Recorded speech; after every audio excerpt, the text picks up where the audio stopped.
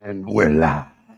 We are live. Welcome back to another Nudelberg Daily Huddle, where we're committed to helping you get 1% better every single day. And on Fridays, it's always a very special day because we have the Huddler in the hot seat. You know it's going to be a great one. Helen's son texted me last night and goes, "Are you interviewing one of the headbangers?" It's happening, baby. It's happening. You know, like I just know him as Chaz, you know, and we'll get into it. But his career as a professional wrestler obviously speaks volumes. And it's why I would never want him pissed off at me. Yeah. I mean, you know, I think my generation, particularly of the young men, definitely, you know, were into wrestling and just enjoyed it. So like I knew who he was way prior to any kind of interaction with him. And when he was like, yeah, I was a wrestler, I was thinking like, yeah, sure. He was like some kind of like amateur wrestler. And he was like, no, I was one of the headbangers. And I was like, what? Like you were a superstar. You know what I mean? So I can't wait to have Chaz on the show and be able to dive into his story and all he does now working with Dex and all the different ways that he gives back to our community here. So a couple of things. First of all, good morning. Andrew Linsky is in the house. I know we will be on the course in 2 hours. I would love to be on the course with you guys. Can't do that today because somebody's got to work. Jake's playing in the tournament. You're playing golf. Anyway, it is National Coaches Day. Is it really? It is. So celebrate us. So we get our own day? We get our own day. Now, here's a coincidence, though. At the same time, it's National Noodle Day. Oh, wow. It's a double whammy for us. It is Noodle Day and it is National Coach Day. I love that. Jim talks about the waterbed story with me being involved, like loving wrestling. James and I used to make like, you know, our own belts. We used to cut them out of manila folders, baby. Manila folders. And we used to wrap them in tinfoil and we color them and we'd have our own championship belts. And then we would wrestle on mom's waterbed until we eventually popped the waterbed and ruined the waterbed. Nice. So, you know, it's going to be a great day. Kim Sarney is here. Kim Sarney, who was also a huddler in the hot seat. So all good stuff ahead, but we're always looking for inspiration from others. You know, it's nice to see what other people accomplish because it does mean, hey, that's possible. Show me this wonderful human being at 104. 104-year-old Dorothy Hoffner is hoping to be certified as the oldest person to ever skydive after making a tandem jump from 13,500 feet in northern Illinois. Hoffner told a cheering crowd that age is just a number moments after she touched the ground Sunday at Skydive Chicago. She made the jump while tethered to a certified instructor. It was wonderful. It was a nice, peaceful, and I had to keep myself awake so I could see the scenery. Yeah, if you look up the news story of this, where they give you the full jump, like you see her get strapped in, you see her go up into the plane, you see her jump out of the plane, and then you see her come down and hit the ground. Like for her at that age to be doing that and to see her get up off the ground, absolutely phenomenal. Look yourself in the mirror today and say, what am I doing if she can do that? So great stuff. I say we waste no more time. Let's go. Let's go, Shay.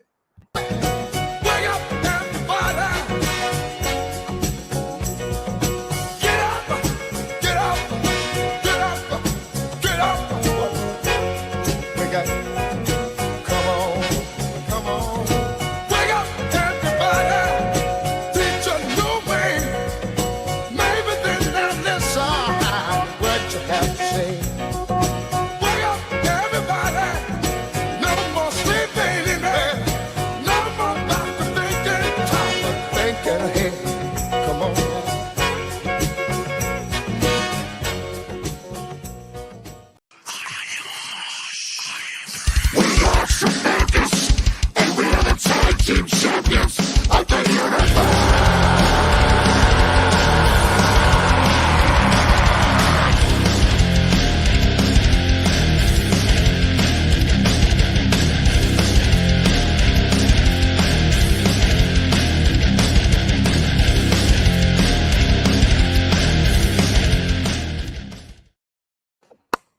So I have to ask you, Chaz, does that make you want to come running down the ramp and slide into the ring? I'm literally sitting here going like this. My head's bobbing. 100%, absolutely, yes. Mark, hold on, Mark. What was the comment of you were a superstar? Oh, yeah, that's fair. Yeah, so what I should have said is you were a wrestling superstar. You are still a superstar, just you're not still a wrestler, right? You know what? He's going to Pittsburgh to perform. No way. Championship universe. I fly out tomorrow morning. I got a show tomorrow. I have a show the 14th. Wow. I'm doing a pay-per-view for NWA on October 28th. We're still active. Are you guys as a tandem still active? Oh, yeah. Oh, wow. I didn't even realize that. I thought you were like a full-time dad and 9 to 5. That's incredible. Congratulations. We legit, if we chose to, could be booked every weekend, but we choose. Wow. We choose what we want now. It all depends on where it is. And Pittsburgh's borderline right now because I just saw it's going to be like 40 degrees. So I'm like, that's terrible. That's below the, So imagine this. I get introduced to Chaz after I get hired by Dex Imaging, and he'll talk about it. But we start doing some stuff, and then he says to me one day, I have a conundrum. He goes, I'm a professional wrestler, and I'm a businessman. Is that something I should be talking about in LinkedIn? And I go, fuck. Yes. I was petrified to put anything about wrestling on LinkedIn because my fear was, if you look at my stuff, I wear a skirt, I wear funky face paint, and my fear was a CEO or CFO or somebody I'm meeting with would research and see that and be like, this guy's a clown. Who am I meeting? That was my fear. And then Steve, you were like, no, absolutely not. That needs to be like front page. That needs to be on there. And that's when we sat down and you guys helped me. You and Shay helped me. Got the ring background on my LinkedIn page. It changed everything for me. Can you dive into that? I think that's really important because that's everybody's number one drawback when they go into LinkedIn is this is not Facebook. This is not, I need to present myself a certain way so that I can meet decision makers and do whatever. Talk to us about what happened when you put yourself out there. Well, when I put it out there, it kind of changed everything. I am who I am. As we're talking right now, it's how I deal with clients. It's just who I am, who I am. But I always kind of held the wrestling side back because a lot of people look at it as stupid, it's silly, it's this, it's that. But what I found was when I started actually embracing it and using it more, I had the greatest icebreaker ever because everyone wants to talk about it.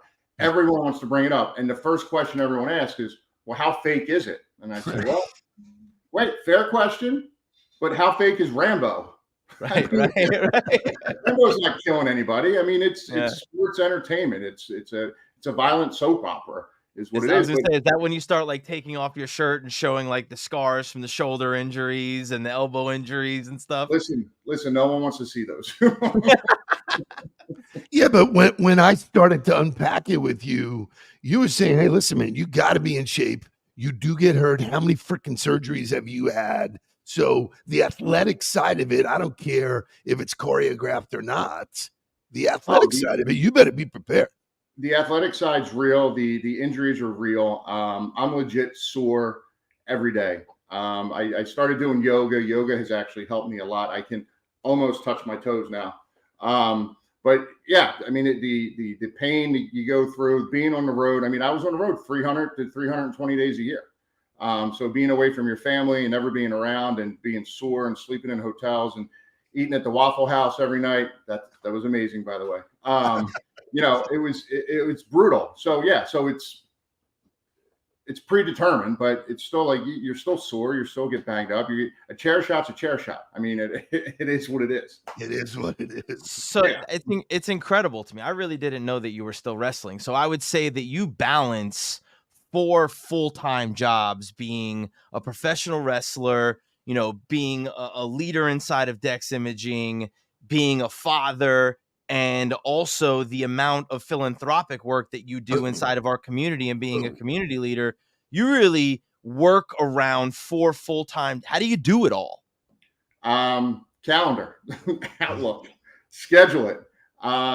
It's got to be, It's funny. I was just talking to a friend of mine. His birthday's coming up, and I was like, "Are you doing a party? What are you doing?"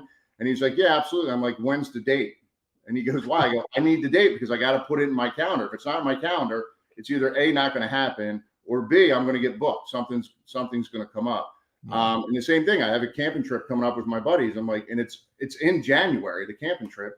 And I'm like, "Do we have a weekend yet?" And they're like, "No, why?" And I'm like, "It's event season. You know, I got wrestling." We signed, so back in March, my partner and I, we've been together 30 years now. I've had the same partner. He trained me. We signed a Legends contract with WWE, which is amazing. But since then, the phone doesn't stop ringing. Like I said, we get booked every weekend now. So we're almost becoming relevant all over again. But yeah, I have to schedule it. I got to put it in the calendar. If it's not in the calendar, it's not going to happen. So how far out are you looking? Like, are you booking 2 weeks, a month, 2 months? What does your calendar really look like? For just like trying to stay on top of, like you were talking about your friend's birthday, or you're talking about gigs that are showing up. How far out are you really looking to book your things? Oh, I mean, if something comes up and it's worth it for me to do it, then it goes in the book. It doesn't matter if it's, a year from now, 6 months from now, next week. If there's nothing there and it's something I want to do, and it's what I feel is, it's going to sound kind of diva-ish, but worth my time. Because at this point, what I'm learning as I get older is time is more valuable than money. I can make more money. I can't make more time. So the time is much more valuable. Listen to this guy. That's a slam to the mat, man. I love it. And so how do you really filter that? You know, I know we teach people about priorities and we talk about it all the time, but as you're thinking about what's valuable enough for me to spend my time on it, what's the filter for you? A couple of things. One is, like, I'll use wrestling. I'll use this. This is a true example that just happened last week. There's a big convention that goes on every weekend, Thanksgiving weekend every year in North Carolina. It's called WrestleCade. Guy reached out to me, wanted us to do a couple of different, would have been really cool things. He wanted to do like a headbangers ball, and he was going to do it at like midnight there, and it was going to stream live. And he was going to do this whole thing. Like, it was really cool idea. The money was perfectly fine. The killer part for me was, because I live 15 minutes from West Palm Beach Airport, the flights out of West Palm are a little more expensive. But he wanted us to fly out of Fort Lauderdale. He goes, because it was cheaper. And I said, that's more of my time. That's an hour drive for me to get to Fort Lauderdale. It costs more money for me to park. Then I got to fly back. I said, then you're asking me to do all this stuff during the day, get back to my hotel room at 2 a.m., get up at 5 to fly home. Then I'm exhausted all day Sunday. I'm going to sleep all day. I'm like, sorry, I'm out. Yeah.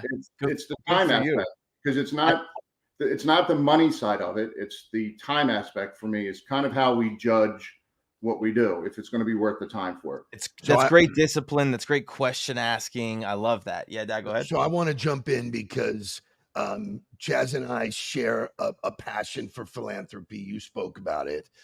So he does spend a considerable amount of time donating his time, his efforts, money, all of that. He's wearing pink today. Chaz, share why you're wearing a pink jacket. So my mother-in-law passed away from ovarian cancer. My mother passed away from breast cancer. I am a cancer survivor myself. I had thyroid cancer. I don't know if you can see the giant scar. So it's October. It's Breast Cancer Awareness Month. But my big thing is, so this is all about Real Men Wear Pink. So I actually have, there it is, a thing going on right now to try and raise some money. The great part is everything raised up to $2,500. Dex Imaging is matching. I think I'm right around $1,200 right now, which is amazing. Nice. So they're matching it. So again, I got it. I'm Real Men Wear Pink. I got to wear pink. So it's funny. Steve and Shay gave me and Mark gave me a hard time. They're like, "Oh, you're in the blazer." I'm like, Real Men Wear Pink. I gotta support the cause. Yeah, we used to wear blazers on this show. That changed rapidly. So in addition, and we share your passion for the American Cancer Society. We have our event coming up. The Women's Power Summit. So we too are committed, along with Andrew Koenig, who does a great job with Pink Pumpkin. Yeah, we just did. I had Dex involved with the Pink Pumpkins also. We just did that last week. So, community leaders set the tone for, for doing the right thing. So certainly you do that. You and I share a passion for junior achievements. So speak to us about that, and then talk about the event that we have worked on together for 4 years now, I think. 4 years, yeah. Yeah. 4 years. It's 4 Incredible. years and it's sold out. Sold out. We were a month out. So JA, Junior Achievement of South Florida, is all about teaching kids financial literacy and entrepreneurship.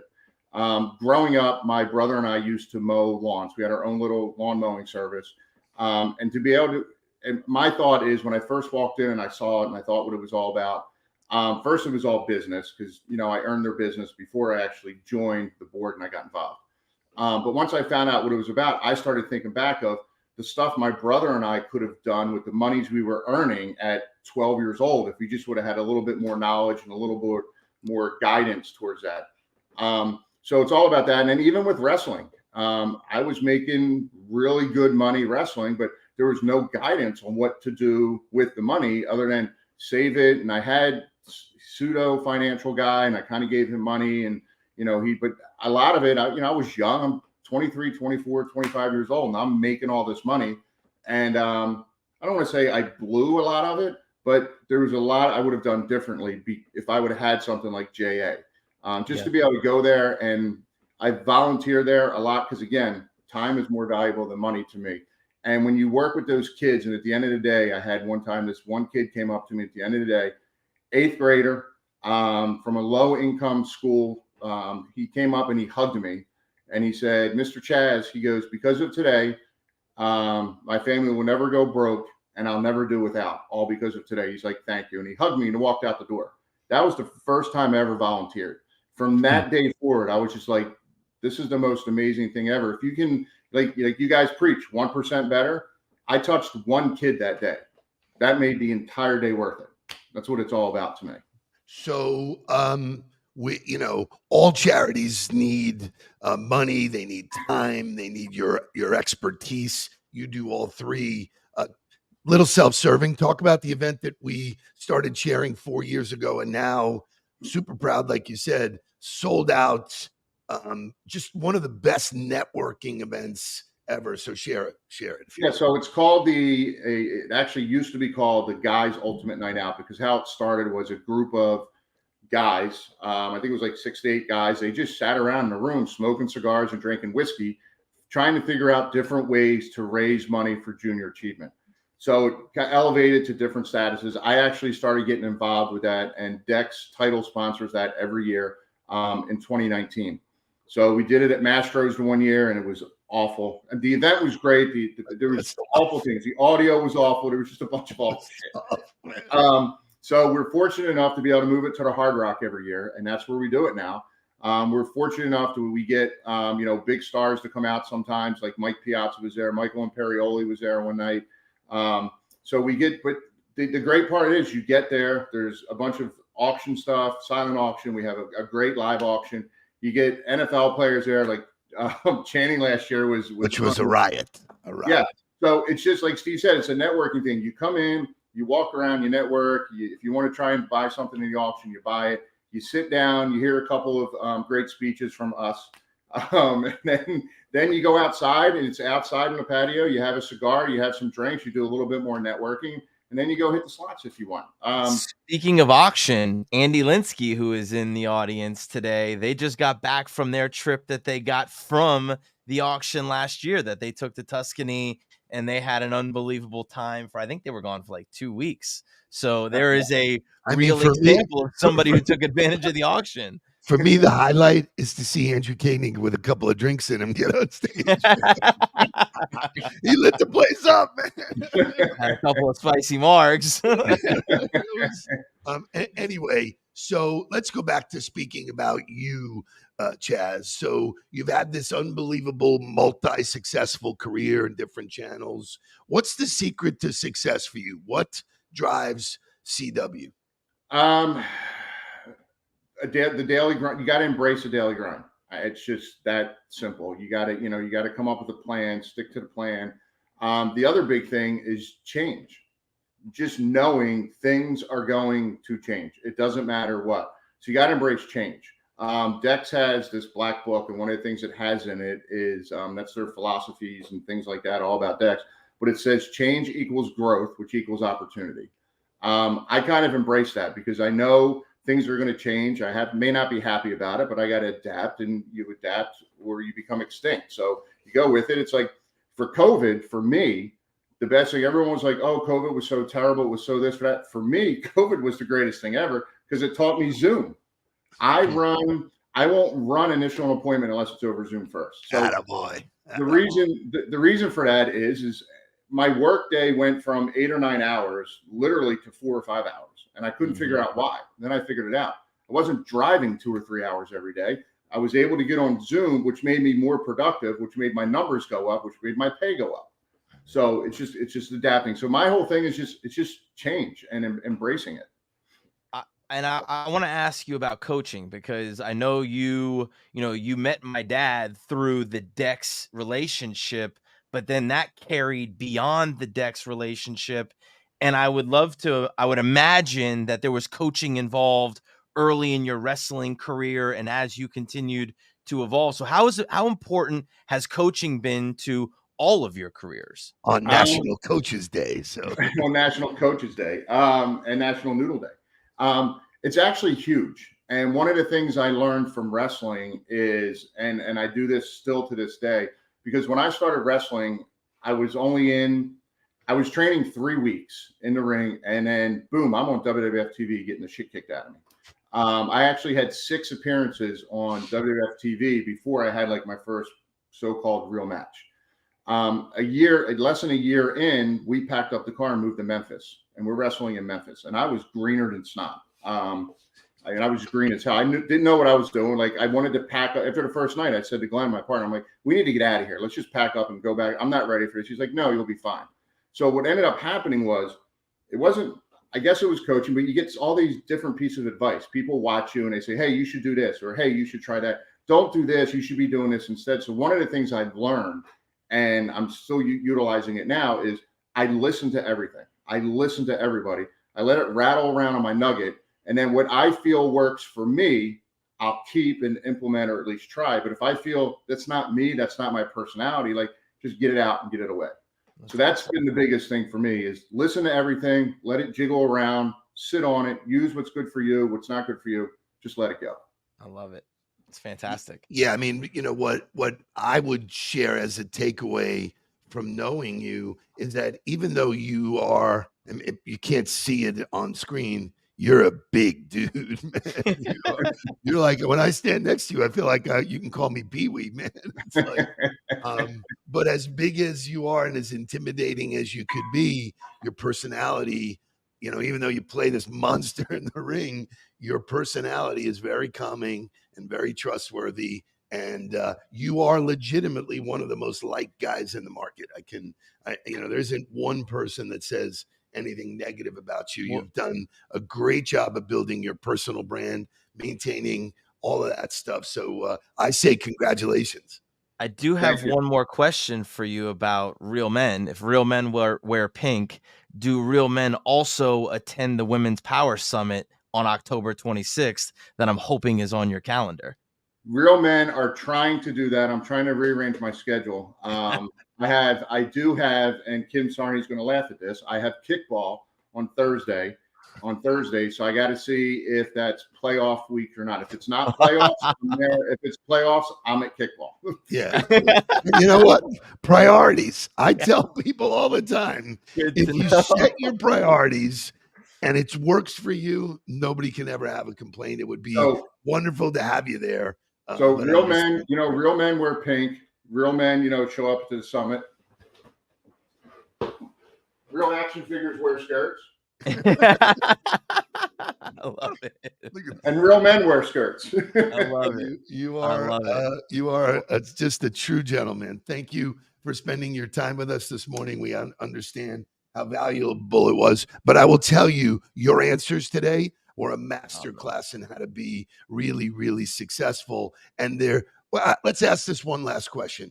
I know you've spoken on some panels with other athletes. I think Kim had you and Aiken and some other folks do something. What would you say? Why is it that athletes become great business people? Because they're disciplined. To become a great, to become great in anything, especially in athletics, it's again, I go back, that 1 or 2% of people that actually make it to the top. This right here, that's my WWF tag team title that I won when I was with WWF. I was at the top. You can't get in tag team world. You don't get any bigger. Can't get any higher. It's like the Pro Bowl, but those guys sacrifice things. My partner and I sacrificed years on the road. When I say we were on the road, we were on the road for like, a week, or we got home. We were on the road 3, 4, 5 months at a time, wrestling 4, 5, 6 nights a week, getting paid $5. And one example is I did a cage match. I'm in a cage. I'm in a 20-foot steel cage match, wrestling in Arkansas. It's one of the biggest houses we have. When I said one of the biggest houses, there was maybe 100 people there.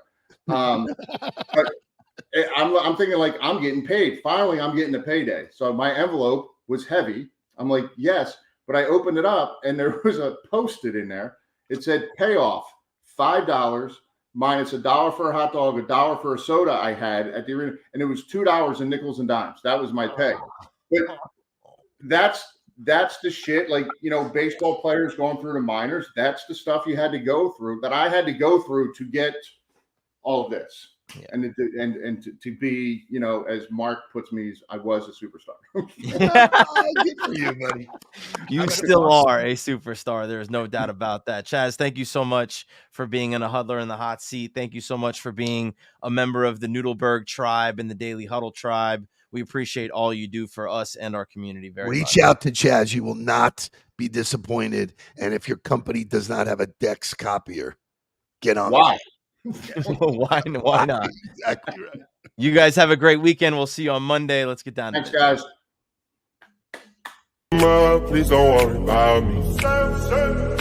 I'm about to let my heart speak. My friends keep telling me to leave this. So let's get down to business.